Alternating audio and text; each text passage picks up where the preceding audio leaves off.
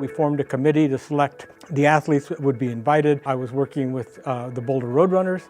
I was working with athletes that were coming into town and training and helping them with housing, etc. So everything kind of just meshed. There was no specific job title, etc.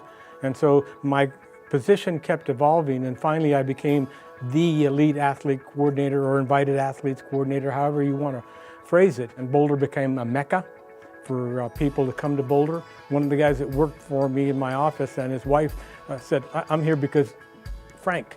And he captured the imagination of a lot of people. Let's face it, if nothing else, Frank Shorter captured people's imagination about running. The thing that I tell people about the Boulder, it's the toughest, fastest mass race in the world. They were pretty much the cutting edge for an awful long time. The ideas that they were introducing, prize money over the table, the wave start, all these things were cutting edge, and they were innovative in the way they approach things. The stadium finish is unique. I don't think anybody matches it in the country or in the world except during Olympic and World Championships.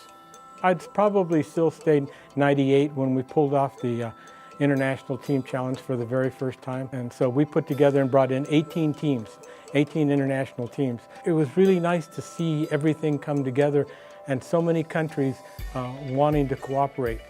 The other one was in 95, and I shotgun off.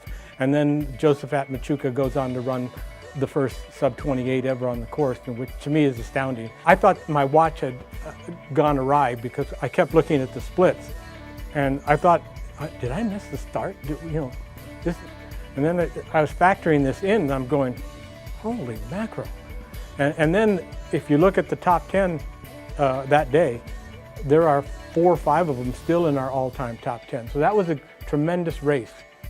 The thing that I knew for sure was Steve's enthusiasm. It clearly came out in what he was trying to do. When you talk to him about the event, he really wanted to make it better, and he wanted to do good things for the running community. So I don't know when I realized it took on a life of its own, but it didn't take long. I think maybe the 3rd year I realized, oh, this thing's going to roll.